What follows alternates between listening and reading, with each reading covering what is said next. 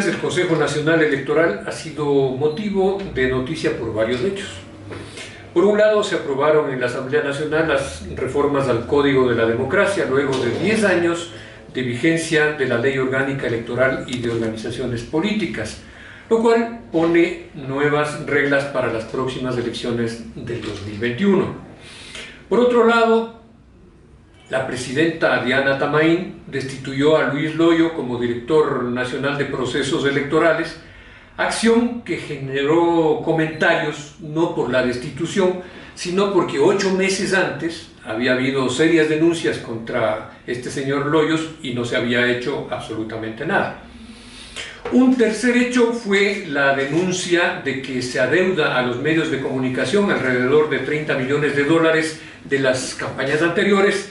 Y un cuarto hecho, el informe de las firmas para hacer 3 reformas al Estado, según el cual, según el Consejo Nacional Electoral, no se reunieron estas firmas, no hubo las firmas requeridas.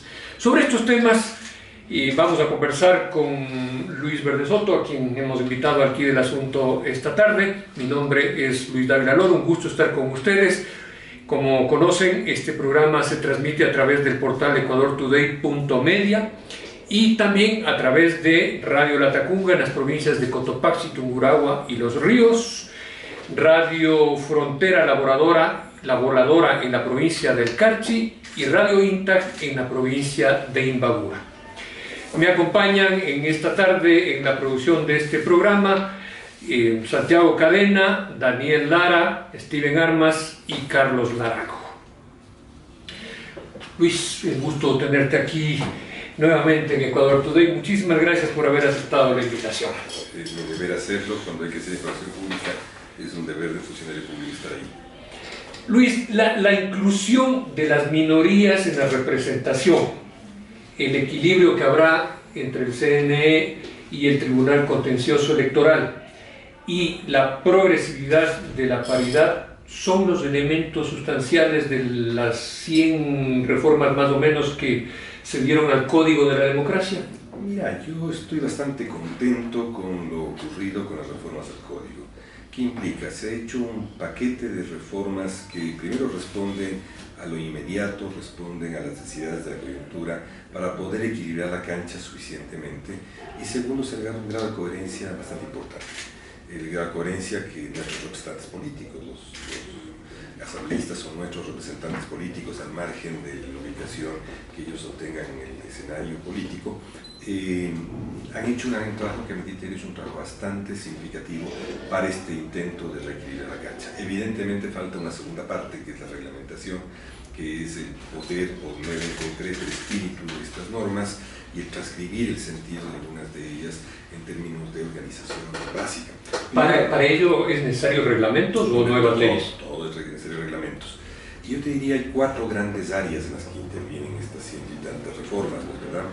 Una área está relacionada con todos los temas de transparencia y de buscar que todo el proceso de financiamiento de la política ligado a una elección sea lo suficientemente conocido por la población, con regulaciones, con controles suficientes y con controles ciertos que respondan a realidades y necesidades. La otra, si quieres, cuando quieras empezamos a conversar sobre ellos. El otro campo es el relativo al sistema electoral. También el sistema electoral se ha dado la más importante, yo creo que tal vez la más importante de los cambios que tendrá trascendencia en el país, que es volver a unificar el voto. El voto ecuatoriano, que estaba dividido en esta cosa que se llamaba voto entre listas versus voto en plancha, al fin corrige una distorsión que históricamente se mantuvo en el Ecuador en los últimos 20 años. Esto es de que los ecuatorianos no teníamos unificado nuestro voto, teníamos voto fraccionado, de que quienes ejercíamos el voto fraccionado virtualmente votábamos, desperdiciábamos nuestro voto e indirectamente ponderábamos al voto en plancha, lo volvíamos más importante, valía más de uno, digamos. En ese sentido, los ecuatorianos no valíamos igual todos, sino muy diferenciadamente por esta distorsión. Pero hay muchas más normas que tienen que ver con el sistema electoral, que hay cosas y cambios importantes. En la tercera área en la que hay importantes cambios es lo que yo llamaría la inclusión, la representatividad, en que tienes todos los temas relativos a género y los temas relativos a comunicación, el derecho a la información. Y la cuarta, quizás la más importante de todos en términos estrictamente coyunturales, tiene en cambio que ver con las 7 recomendaciones que hace la Asamblea luego de que determina problemas al interior del proceso electoral, de la administración electoral, del Consejo Nacional Electoral. Hace 7 indicaciones muy precisas con plazos perentorios de cambios que deben observarse para llegar a estos niveles de rectitud en la cancha, mínimos al menos, evitando los problemas. Estos son los 4 grandes temas.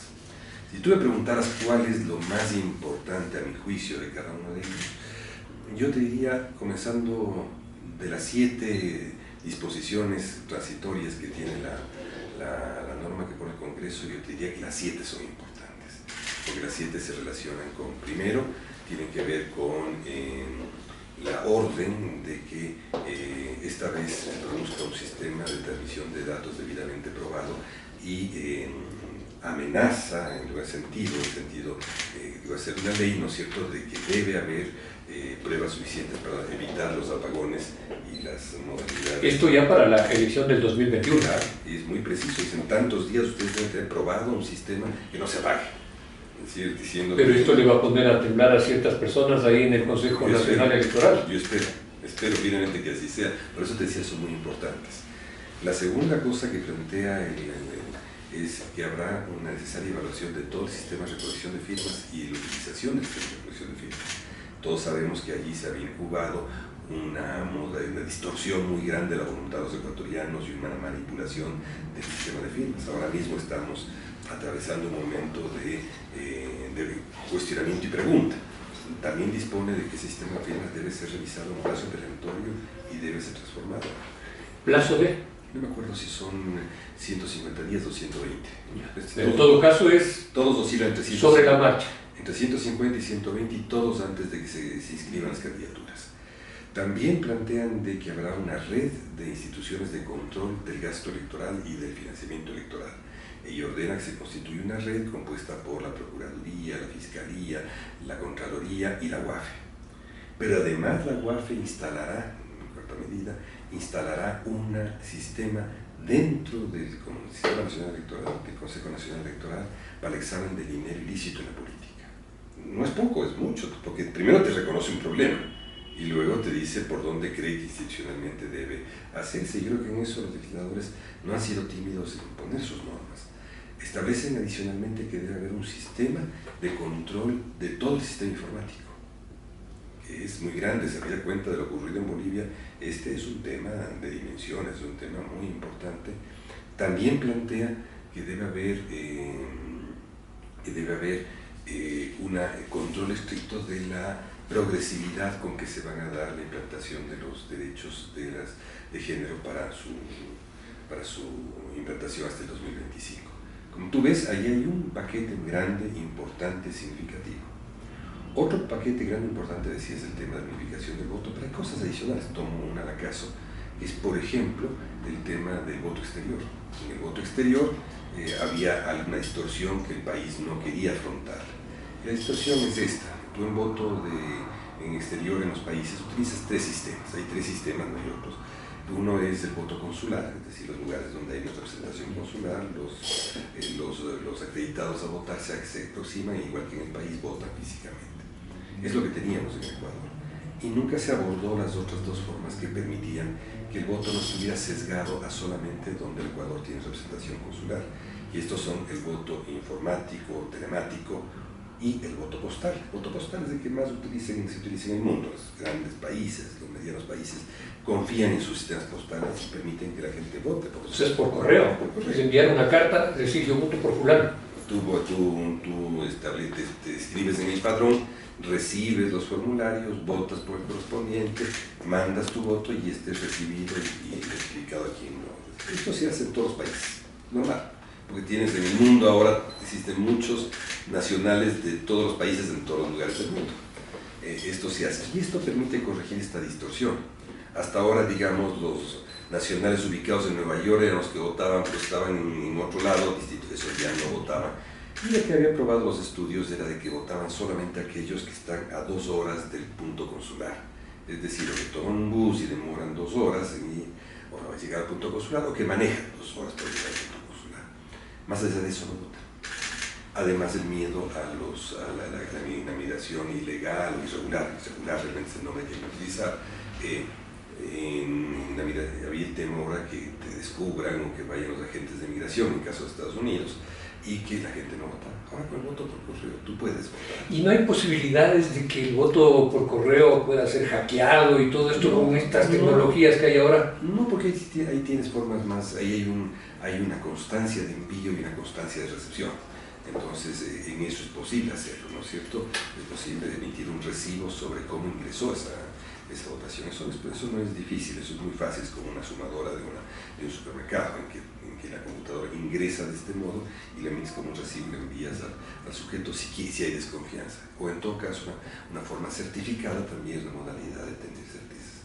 En la telemática hay un poco más de dificultades, pero también es posible.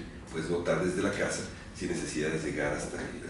Pero esto nos ayuda fundamentalmente es a que romper el monopolio de la presencia consular.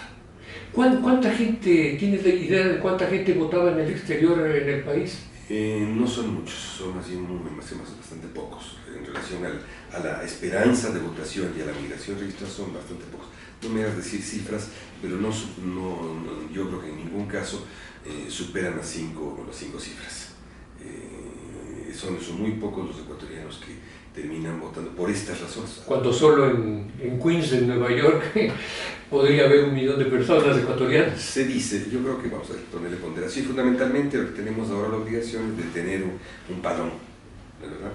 El otro elemento que me olvidé de mencionarte de las órdenes que pone el Consejo Nacional, pone la Asamblea al Consejo Nacional Electoral es la depuración del padrón y la elaboración de un padrón limpio. Entonces ahí tienes un paquete. Tienes otro paquete, para decir un par de cosas, en el tema de comunicación, en la digitalización de la comunicación. Tú eres un comunicador digital este rato. Así es. Y es muy importante esto, porque se incluye ya en el financiamiento de la política de la comunicación digital. O sea, los portales digitales establecidos conforme a la ley tienen ya acceso al pago en franjas, o sea, son sujetos de financiamiento en franjas. Y esto va a cambiar notablemente el patrón del financiamiento político, porque el financiamiento de un portal digital en relación a un medio convencional es totalmente distinto y consiguientemente habrá un vuelque hacia privilegiar la comunicación digital. Entonces es muy importante que haya también portales responsables sujetos a la ley ecuatoriana que asuman este cambio que va a haber y que no sea WhatsApp quien domine la elección. Estoy diciendo cosas que pueden ser muy grandes y muy complicadas, ¿no es cierto? Luego de eso también está el tema del debate. El debate va a ser importantísimo. Hay un debate que seguramente va a llegar a concentrar 50, 60, 70% de la atención de los electores ecuatorianos. Y este debe ser un debate en términos equilibrados, que permite crecer el derecho a la información, que sea sensato, que sea ilustrado en el sentido de la agenda nacional, etc. Entonces todo eso son cambios que se han dado. Y los cambios de financiamiento son importantes. Va a haber control in situ de las donaciones, va a haber control del gasto público. A veces cometemos la rapidez de pensar de que esta foto que uno ve un taxi circulando es la que nos molesta, la que dicen es la pre-campaña. No, la pre-campaña es un Estado, el gobierno nacional, los subnacionales interviniendo en el gasto público, interviniendo en la comunicación. Eso, al menos en la parte de comunicación y representación, queda normado en función de una comparación con el mes correspondiente del año anterior, que te permite ir hasta donde llegas. Pero hay muchas más cosas. Pero, a ver, sobre esto de la pre-campaña, porque ya estamos en pre-campaña, ya se está viendo, ¿habrá las suficientes herramientas para controlar eso? Porque esto es un tema amplísimo. Te cuento un dato, por ejemplo, anterior a las últimas elecciones que tuvimos, yo me fui de vacaciones a Bahía de Caracas, y mucho antes de que empiece la campaña, ahí ya decían fulanito para alcalde, fulanita para alcalde. Y la campaña, pero no estaba ni de casualidad por empezar. ¿Y quién controlaba eso? A ver, yo creo que aquí hemos llegado a confundir cosas. Si llamamos pre-campaña al debate ideológico previamente tal, es absolutamente necesaria porque es el escenario de la política. Obviamente. Es la política. No es otra cosa, eso es la pre-campaña donde se debaten cosas. Porque la campaña es otro fenómeno más bien más publicitario y promocional, en la que lo que haces es convencer de ciertos rasgos programáticos tuyos del pan, el techo, el empleo, y lo pones, vote por mí. Eso es una campaña electoral. Identificar un programa amplio y a los sujetos de ese programa amplio no es un problema de campaña. Eso no se logra nunca en una campaña. En 45 días no logras identificarlo a él como candidato, y peor aún lo que dice. ¿No es verdad? Entonces, la pre-campaña debería ser más bien estimulada para que eso exista. Lo que debe ser reformado, lo que tiene que ser cambiado reglamentariamente, yo creo, es la personalización. Fulanito presidente, o fulanito alcalde, o prefecto, o lo que fuere. Y debe ser también prohibido la individualización, la particularización de un partido político. Partido 103. Eso es lo que hay que evitar, ¿no es verdad? Pero el resto hay que estimular. Es decir, las ideas. Las ideas y la renovación. Si tú no renuevas liderazgos en la pre-campaña, jamás los renuevas en la campaña. Y esto se ha visto en todos los estudios de América Latina. La franja es muy buena porque genera igualdad, pero genera desigualdad solamente para la segunda parte de los procesos de campaña. Pero la primera más bien genera una gran desigualdad. Por eso es que las franjas siempre están ligadas a los partidos más antiguos y a los liderazgos más antiguos. Porque si yo no necesito venderme, yo utilizo los 45 días de campaña para la segunda fase. En cambio, el pobre sujeto que tiene 30 años menos, que no ha sido vendido, tiene que utilizar todo al mismo tiempo, y además que le persigan los funcionarios del Consejo Nacional Electoral, efectivamente no logra nada. Entonces, hay que lograr un equilibrio. Si el sujeto nuevo aparece con un vestido, ¿no es cierto?, con una propuesta ideológica, bienvenido. Si los 3 o 4 principales candidatos a la presidencia este rato quieren enfrentarse desde ya ideológicamente, mejor todavía. Pero no hay que tener la ingenuidad de decir, como la gente tiene temor o disgusto en la pre-campaña, haré un control de pre-campaña en que perseguiré a todo el mundo. ¿Vas a perseguir a 10 millones de ecuatorianos potenciales candidatos? Nunca. Lo que vas a hacer es gastar plata. Bien, vamos al tema de la asignación de escaños, que se cambió la distribución por el método de Hong y se lo reemplazó por el Webster. Esto ya hemos conocido, pero aquí viene la pregunta. No se cambió el asunto de los distritos, y entonces va a suceder casi lo mismo. Los partidos pequeños van a seguir aprovechándose de cualquier sistema porque precisamente el número de votantes es pequeño. A ver, tienes razón, plenamente, de que hubo una reforma a medias. Y la reforma a medias es de que para que funcione el sistema Webster bien, tiene que haber un sistema con al menos circunscripciones más grandes de sobre 6 elegidos. Al no haber este sistema, ¿no es cierto?, al no cambiarse el sistema de distritos, ciertamente se fracturó la posibilidad de una eficacia del sistema Webster. El sistema Webster va a funcionar muy ligeramente. ¿Por qué? Porque 21 provincias del Ecuador son pequeñas, medianas y pequeñas, y ahí necesitas una votación sumamente equilibrada a que el Webster funcione un poquito incorporando minorías. El resto no va a incorporar minorías. Yo estoy de acuerdo, es una crítica que tienes razón, pero lo importante es de que quedó abierta la cuestión de que Ecuador debe recuperar su sistema proporcional y que es necesario buscar las condiciones de recuperación. No se ha logrado, pero que esto está allí. Y tengamos presente de que el proceso de reforma electoral es un proceso continuo, que no termina, sino que seguirá en el futuro. Sin embargo, yo sé que es un tema que a ti te interesa en particular, se ha dado un caso muy radical más bien, que eso tampoco lo hemos analizado en profundidad. En la reforma electoral se radicalizó notablemente el tema de los distritos territoriales, en el sentido siguiente, en que se puso como condición de que en los distritos territoriales va a haber 2 condiciones: o naces en ese distrito del cual eres candidato, o resides durante los 2 años previos de la elección, jurídicamente probado, y adicionalmente has votado allí en ese distrito. Esto territorializa mucho las autoridades candidatos, porque tiene que ser alguien que efectivamente ha estado ligado a un territorio. Ya no puedes del norte irte al sur, del sur irte al norte, porque tienes que haber votado, tienes que haber vivido, mostrar jurídicamente que has vivido y que estás ligado a ese territorio. Esto territorializa profundiza los distritos antes de agrandarlos. Esto es lo que hizo la Asamblea. Yo no es que esté en desacuerdo con lo uno o con lo otro, simplemente remarco que es una vía que toma la configuración de la autoridad. Es muy ligada al territorio, muy ligada a la circunscripción chica, y más bien eso es lo que se profundizó. A ver, pero yo recurro aquí a Luis Verde Soto, analista.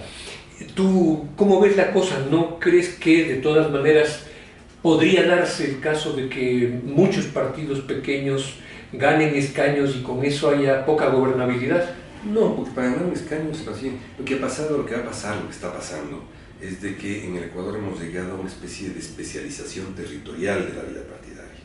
Entonces tú tienes los partidos más grandes, están en las circunscripciones más grandes, o al menos, pese a que Pichincha, Guayas y Manabí están divididas en circunscripciones, ellas tienen el mayor número de electores del país. La circunscripción en Guayas es más grande que muchas provincias enteras, ¿no es cierto? Entonces, ¿qué es lo que pasa? Es de que los partidos grandes han tomado esas circunscripciones un poco como sus nichos, mientras que los partidos chicos han tomado las provincias chicas como sus. Entonces, la provincia chica lo que tú tienes es un sistema por el cual las grandes mayorías provinciales, que son realmente pequeñas minorías nacionales, entran por esa vía.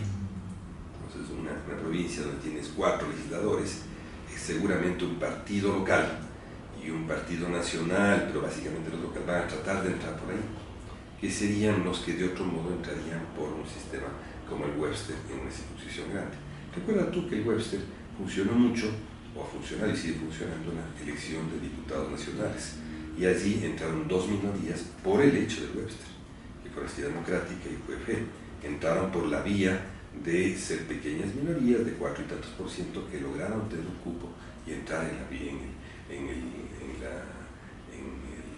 con el sistema Webster, que era una circunscripción grande. Entonces, lo que pasa es que las instituciones y los sujetos van acomodándose, ¿no? Entonces, no siempre el diseño corresponde, entonces va acomodando. Y lo que creo que va a pasar con el país es también eso.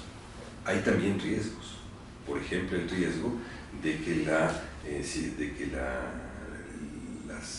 el hecho de que las mujeres encabecen las listas, primero en el 30 y tantos % y luego en el 50% hasta el 2025, también te puede producir una especialización, de que los partidos muy astutamente pongan a varones en las circunscripciones más grandes a que las encabecen y releguen a las mujeres de las circunscripciones chicas o a las provincias, entre comillas, sin significación.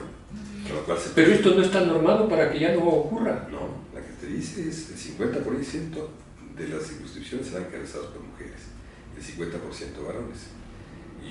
No te está diciendo las más chicas o las más... No, lo que está diciendo usted me como que piense lo ocurre.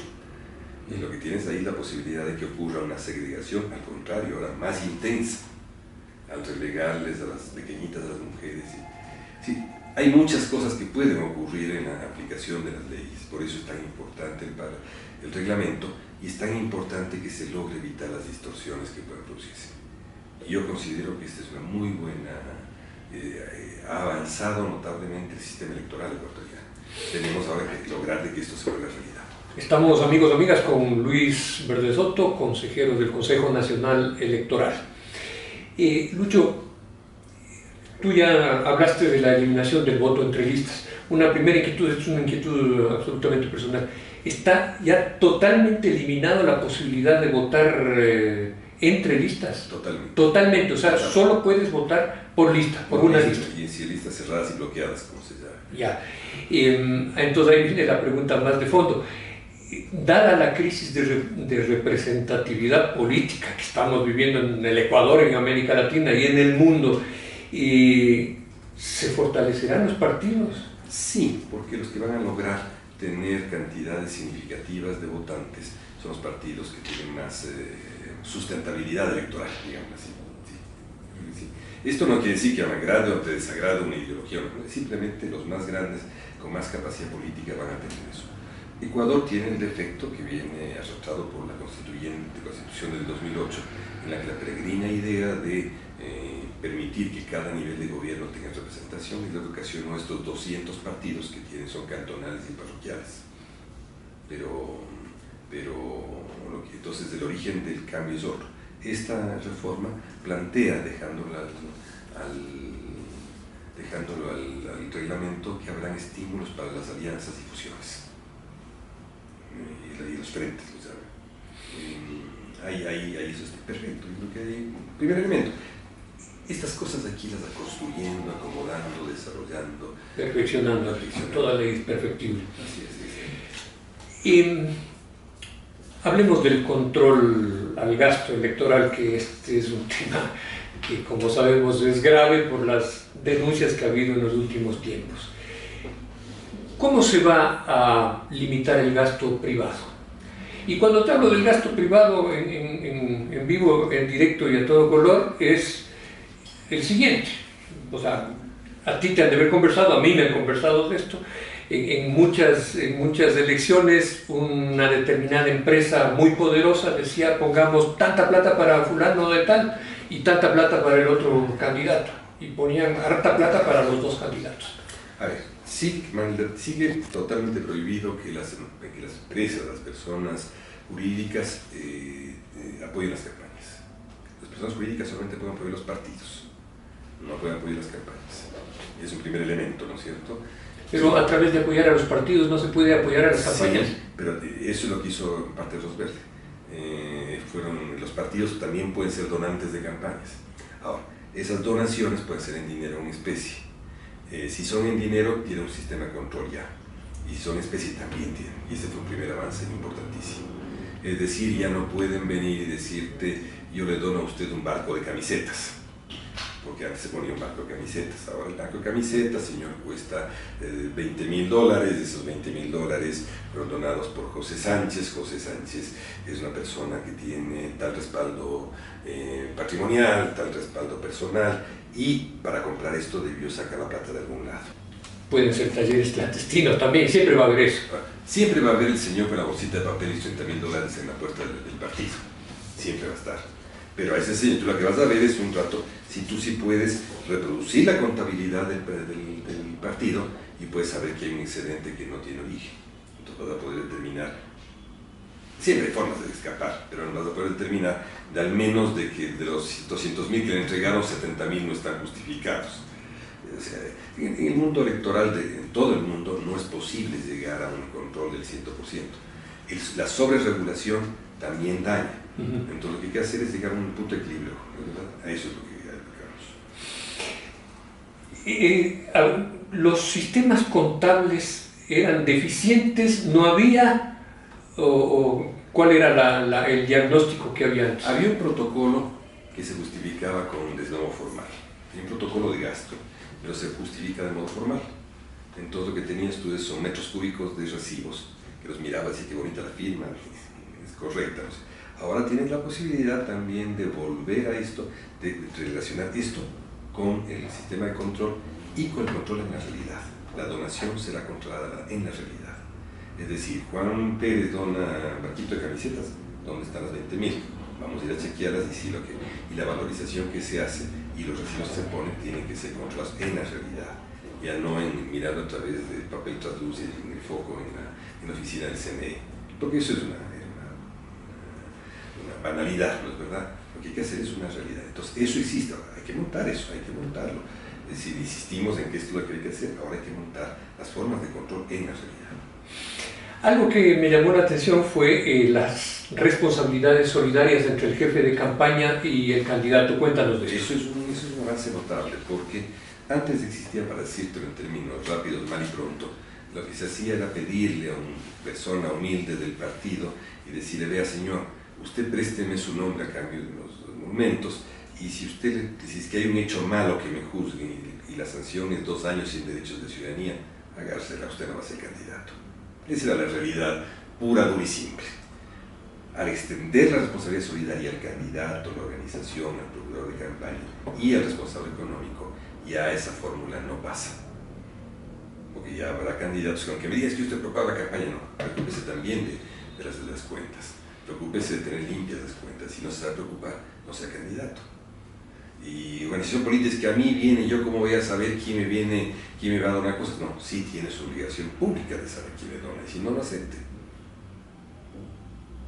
¿Es verdad? Y el candidato, no, es que yo me están, no, usted es candidato, tenga responsabilidades. Entonces se abre este núcleo de responsables y eso es importante. Va a ser difícil, hay muchos cascabeleos que va a haber en el camino, pero hay que entregarlos. Y para eso se necesita frontalidad, rectitud, visión clara de cómo funcionará un proceso electoral y sobre todo voluntad política para hacerlo. ¿Por qué se eliminaron las juntas intermedias? Porque tienen sistemas más claros de este rato de lograr la introducción informática de los resultados del sistema de comunicación, etc. Entonces puede hacerlo, no, yo creo que eso no es un problema mayor. Las juntas intermedias generaban un nivel de posibles fracturas mayor, ¿no? Yo creo que ahora tienes un menor nivel y sobre eso se va a poder trabajar en adelante. Yo espero que el presidente de la República ponga algunas objeciones, da una mirada sobre el proceso de escrutinios, que es donde ha habido pequeños fraudes, ¿verdad? Bien, esto sobre el tema de las voces.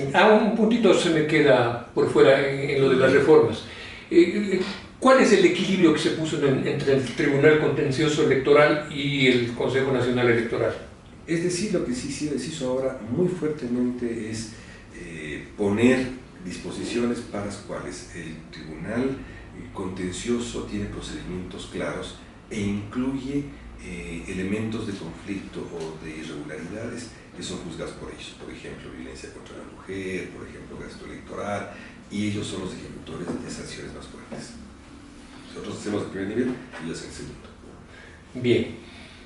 El segundo punto que íbamos a abordar es el del señor Luis Loyo.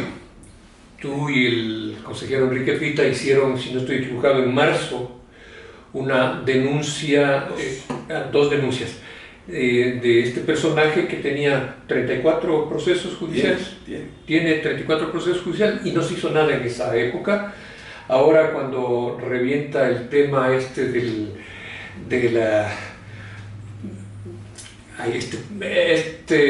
con el padre, con el cura Tuárez, sí, que hacen ahí sus rollos para negociar compuestos, esa es la cosa, explota nuevamente y entonces ahora sí la señora Diana Tamaín toma la decisión de destituirlo. A ver, explícanos un poco qué ha pasado ahí y sobre todo esto es más importante todavía que nos expliques. Al parecer ella se desmarca de alguien que ha estado con ella votando en todas las ocasiones, que es la señora Acero, que es también consejera. A ver, ¿cómo entender esto políticamente? Porque es una cosa... A ver, ciertamente el tema comienza así. Presentamos que aquí en su denuncia, me refiero a Enrique Pita hizo una denuncia específica, yo hice la otra respecto a los 34 procesos que tiene esta persona. Por cierto, los 34 procesos hay muy importantes, entre ellos es condenado a 9 años, casi 10 años de condena por el manejo doloso de documentos públicos. No es cualquier condena, es por haber manejado mal documentos públicos que el señor es condenado. El señor pasa 3 años en la cárcel, 2 años, 9 meses, algo así, en la Tacunga, y de la Tacunga poco tiempo después se enrumba al Consejo Electoral, quien dice haber hecho una selección de personal y le entrega justamente el manejo de los documentos públicos del proceso electoral. Basta. Cuando vemos esto, yo presento la denuncia a la presidenta, pero también lo hice a la Procuraduría, pero también a la Fiscalía y también a la Contraloría. Y en ese rato fui objeto de mofa por parte de la mayoría. Se burlaron que cómo era posible, jaja, nunca me respondieron.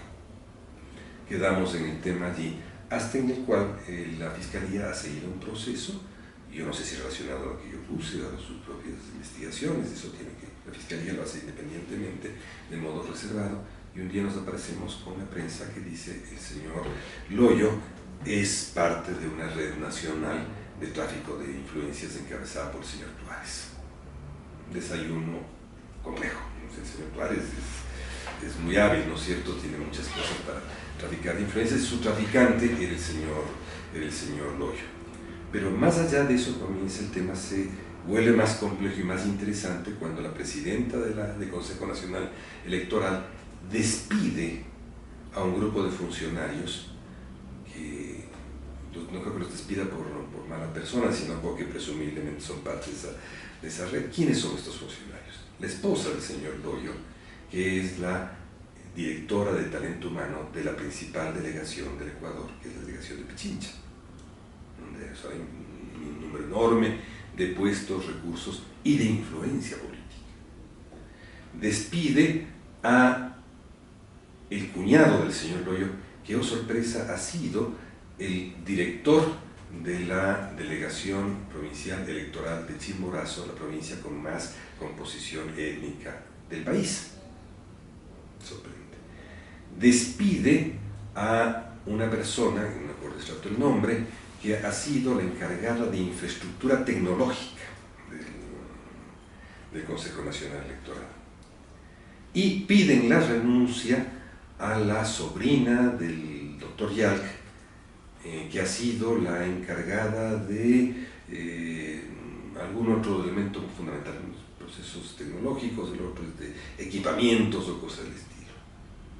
Pero lo cierto es de que aquí... La sobrina del doctor Yalc también estaba en la red, en el Consejo Nacional Electoral. Parece que tiene que ver porque le piden las renuncias, no les piden, sino le piden las renuncias y ella renuncia más rápido, ¿no es cierto? Y hay otras renuncias en curso, ¿no es cierto? Y otros despidos en curso que están ahí. ¿Qué es lo que pasa? Se dan cuenta que están dando palos de ciego. O sea, como no saben qué es lo que la fiscalía sabe, comienzan a dar palos de ciego y decir: yo me libro de todo aquello. Liberarte de la esposa del Loyo no es por casualidad, liberarte del cuñado del Loyo no es por casualidad, etcétera, ¿no es cierto? Y liberarse de la otra persona de infraestructura tecnológica que te quería decir es la esposa de otros presos, de otros inculpados. No me acuerdo el nombre este rato, ¿cómo se llama la señora? Esta primera sorpresivo entrega de los nombres, digamos, de estas cabezas. Parece un poco como cuando en la Edad Media se decapitaba y se exhibía las cabezas. Exhiben estas cabezas rápidamente y se dice: estoy ejerciendo justicia, ¿no es cierto? Nos habla de que, bueno, parece que la red del señor Loyo no era solamente nacional con las redes actuales, sino que era una red dentro del Consejo Nacional Electoral. Y aparentemente no tiene que ver solo con puestos, sino además con infraestructura y con tecnología. Entonces nos deja muy sorprendidos, porque claro, está la esposa de uno de los presos, etcétera, ¿no es cierto? Nos deja muy sorprendidos y comenzamos a plantearnos cuál es el grado en el cual esta red de presencia dentro de esto. Pasamos un rato más allá y nos encontramos con que la presidenta del Consejo Nacional Electoral va a la fiscalía, una vez que ya está preso el señor y está varios días preso y se producen estas limpiezas, y denuncia al señor Loyo. Ahora ya sabe quién es Loyo y lo denuncia. Pero para denunciarlo, lo gracioso es de que lleva unas cajas con todas las firmas que el señor Loyo ha hecho dentro del Consejo Nacional Electoral y dice: aquí están las pruebas. ¿Firmas de qué? De las compras que ha hecho, de los equipamientos que ha hecho y de los CTs que ha dado. Digo, entrega estas cajas y dice: señor, aquí están estas cajas. Son las cajas que les culpan al Loyo, no son las cajas que les culpan. Les culpan porque los ladrones no van con notarios, no roban con notario, tampoco roban firmando y diciendo esto es robado. Entonces las firmas lo que hacen es decir: señor, el señor a quien yo digo que es culpable no ha sido, tome usted las pruebas para que se me las pida, ¿no es cierto? Entonces está el segundo proceso que sigue ahí muy gracioso. Y lo más gracioso termina siendo en que en alguna comunicación, entiendo que en una radio en Guayaquil, la señora presidenta dice que ha nombrado al señor Loyo, no dice el resto de nombramientos, pero el caso del señor Loyo lo ha nombrado porque fue parte de la cuota de la señora Acero. Entonces yo lo que he hecho, lo que hemos hecho con el ingeniero Pita, es entregar a la prensa el conjunto de áreas de influencia de todas las coordinaciones nacionales y ediciones nacionales de la señora Acero, de la señora presidenta y del consejero Cabrera, para que se vea que nosotros no tenemos nada que ver. No somos ni el consejero Pita ni yo, no tenemos nada que ver con ninguna área administrativa y conscientemente con nosotros no hubo ningún intercambio de favores, ni intercambio de nombramientos, ni nada. Porque la señora Acero le responde a la presidenta y dice: no señora, usted es la autoridad nominadora y usted tiene que ser responsable. ¿Qué le está diciendo? Le está diciendo: vea señora, llegamos a un acuerdo. Usted no me está cumpliendo el acuerdo. Es lo que le está diciendo, es decir, usted es la nominadora y no venga a decirme ahora que yo soy el que le puse. Y esto lo mismo que el presidente Correa también se lo dijo hace poco al Consejo Nacional Electoral respecto a los informes que disculpaban. Sacó un tuit diciendo, ustedes no me están cumpliendo. Aquí habían 2 informes en que me disculpan y ahora, ante la presión de estos, los retiran y los convierten en informes preliminares y ahora me quieren culpar. Ustedes no me están cumpliendo. También le dice el expresidente Correa, lo mismo que se dicen ahora entre la consejera Cero y la consejera presidenta Tamarín. Sin embargo, las cosas han solucionado. Vimos hace 2 días que votaron otra vez de la mano. O sea que la red de intercambios clientelar que ocurre en torno a la mayoría, porque se nota que hay una red de intercambio clientelar, funciona a la perfección. Los dos otros acontecimientos que yo había nombrado al principio, que son muy cortos, Luis, te voy a pedir de favor que comentes sobre eso. El hecho de la denuncia esta que tú mismo hiciste, que el Consejo Nacional Electoral debería 30 millones, dijiste, 32 millones. 32 debe. 32 debe a los medios de comunicación, y le he escuchado a la señora Tamaín diciendo que ya está pagando y ha pagado como 4 millones. A ver, cuéntanos, porque no es una cifra menor, son 32 millones, de los cuales, si es que es así, faltaría por pagar 28 millones, es casi lo que... Falta por pagar, eran 36 del contrato inicial, 32 se debe, 4 pagados. Es más que el déficit del Barcelona, eso. Menos mal que tiene ese déficit del Barcelona, que soy de la Liga. El tema es este, a ver. Tú sabes que el Consejo Nacional Electoral contrata a nombre del Estado ecuatoriano, contrata para los partidos políticos, no, digo la expresión jurídica exacta, no, paga los contratos que los partidos hacen con los medios de comunicación. Eso es lo exacto. Los partidos políticos reciben una tarjeta, ¿no es cierto?, con la cual ellos compran espacios de acuerdo a su estrategia electoral, compran espacios en los medios de comunicación. Es como una tarjeta de crédito. Ponen, ¿no es cierto?, y ellos contratan con los canales X o a través de una comercializadora, de una publicitaria, contratan eso, ¿no es cierto?, y queda un contrato hecho que debe ser pagado por el Consejo Nacional Electoral a nombre del Estado. Es un poco sui generis la forma de contrato. Como al señor Correa no le gustaba tener el dinero inmovilizado, cuando había estas franjas de contratos variables, parece, yo no estoy seguro, eso quiero que los abogados lo investiguen bien, permitió que no haya la certificación presupuestaria de todo contrato del Estado. Cuando tú vas a contratar el Estado, tiene una certificación. Eso es grave. Gravísimo. Es gravísimo. No porque se haya hecho antes justifica lo actual. La certificación lo que hace es decir, este contrato que hago yo contigo, hay dinero para pagar, es un fideicomiso en la parte de se queda ese dinero congelado.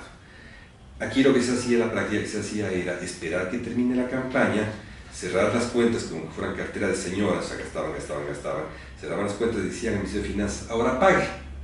Y el tema del certificado lo dejaban ahí medio sueltito. ¿Es verdad? El tema es que eso, cuando hay plata, no es problema, o cuando hay plata que tú quieres negociarla con ciertos favores, también vale la pena hacerlo así. Si no, tendría que estar con certificación presupuestaria todo lo que contratan todos, y no habría cómo hacer los favores, ¿verdad? Pero ahora que no hay plata, una cosa se debilita.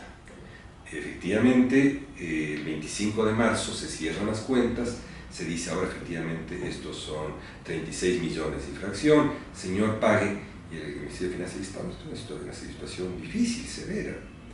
Y viene ahí este que es el objeto de mi reclamo.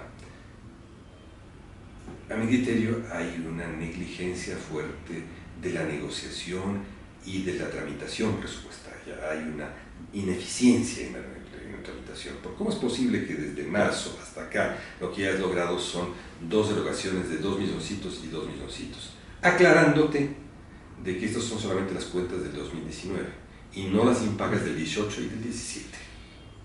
Entonces, en el lapso de estos meses, creo que son 8, no voy a contarlos, desde marzo 8 no quiero ser pedante, ¿no es cierto? Ciertamente bastante ineficiencia presupuestaria. Y esto se ve cuando, por ejemplo, la EDEP hace una nota y dice, señora presidenta, si usted no puede cobrar, déme los recibos, yo se los cobro. ¿no es cierto? O el presidente del comercio dice, ya dice, no señora, se va a la queja, una queja y pide su destitución. O sea, ¿no es cierto? Ya se me pasó, ya se vaya. Lo mismo la EDEP. Y claro, el tema que hay este rato, para mí el tema central es este. Yo puse una nota hace 10 días pidiendo que se aclare cuánto era la deuda, si estaba todo deudado, cuánto se había pagado, y fundamentalmente a quién se había pagado. Yo viajé por el país explicando las reformas electorales, y el lugar, ciudad donde iba, tenía una cola de amigos, o no amigos, de gente que se conocía hace rato, que decía, pero es que me deben tanto del 18, tanto del 17, y ahora tanto, y yo lo que decía es, vea, yo no tengo nada que ver en lo administrativo, y poco menos tenía que salir por la puerta de atrás, porque es un peor que una deuda elemental, ¿no es cierto? Y lo que les he dicho, señores, hagamos las cosas en serio, hagámoslo bien. Y aquí evidentemente hay una ineficiencia en el manejo de estos pagos. Tratemos de hacerlo bien y no tratemos de crear una situación agria con quienes son nuestros principales aliados en el ejercicio del derecho a la información. Al margen de que el propietario sea uno grande o uno pequeñito, al margen de que los trabajadores no van a poder ser pagados porque existen 3 años de deudas acumuladas y ya hay medios chicos que la pequeña deuda se les vuelve un pasivo dificilísimo de cobrar. Y en este rato lo que hay es esta situación. No se podrá pagar este año porque ya se cerraron las cuentas. Tendrá que pagarse el año siguiente, y el año siguiente, si es que la tasa de pago es la misma de $4 cada 8 meses, los 32 tendrá que ser pagados hasta el 24, 25, seguramente. Y después ya viene otra campaña.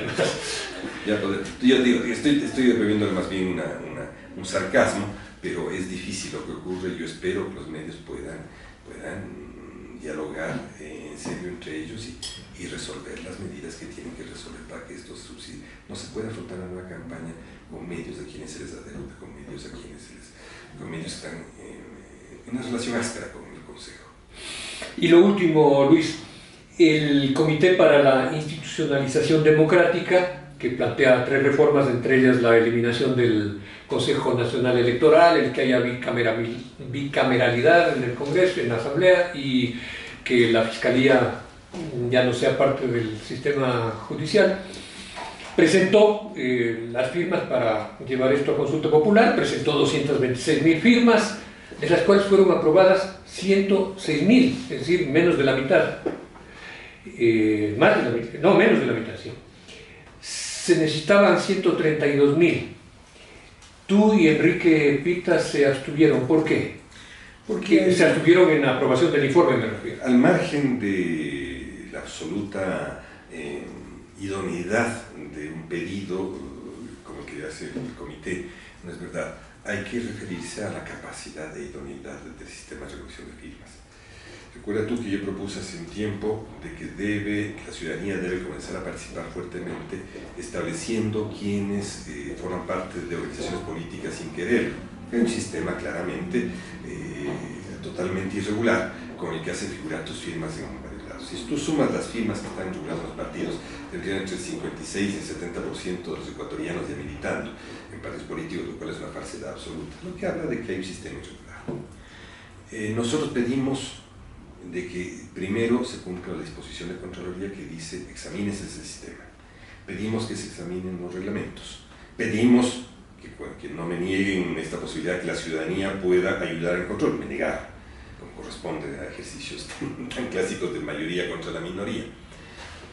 Justamente el día en que se vaya a procesar esto, pedimos también de que se establezca cuál fue, esto se hace en cualquier análisis electoral, ¿no es cierto? Si hay una tasa histórica de anulación, en este caso de firmas, saber cuál es la tasa histórica. Curiosamente es mucho menor que las anteriores, antes de 3-1, este es de 2-1.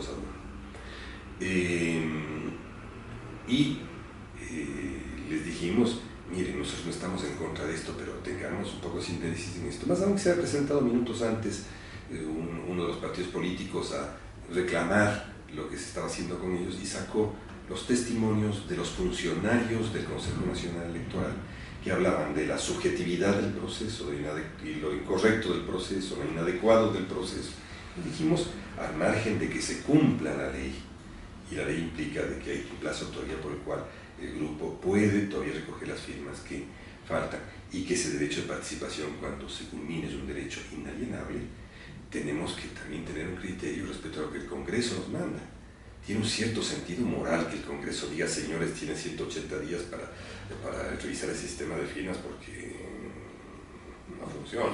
Al margen que no nos gusta el Congreso, hay un sentido moral mínimo en la política y tenemos que ver, ¿no es cierto?, de que efectivamente hay un sistema que no está funcionando. Por eso nos abstuvimos.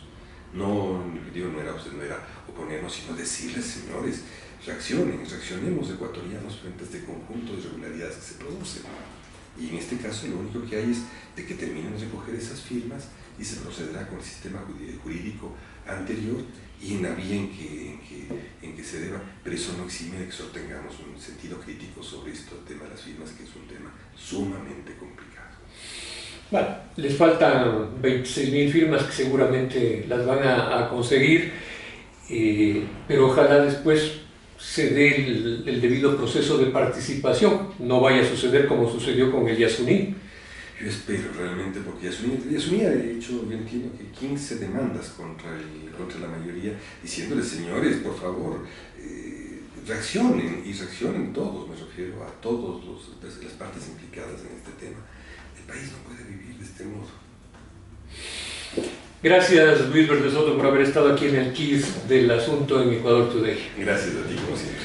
Amigos, amigas, esto ha sido todo por hoy. Hoy hemos tenido la grata presencia acá de Luis Verdesoto, consejero del Consejo Nacional Electoral. En nombre de todo el equipo que hace posible este programa, hoy estuvieron Santiago Cadena, qué memoria la mía, Santiago Cadena, Daniel Lara, Steven Armas, Carlos Naranjo, Carlos Flores, en la producción de este programa. Mi nombre es Luis Dávila Lor, les agradecemos por su sintonía y agradecemos también a Radio Latacunga, a Radio Intag y a Radio La Voladora, como se le conoce en el Carchia Radio Frontera, por retransmitir este programa. Será hasta la próxima.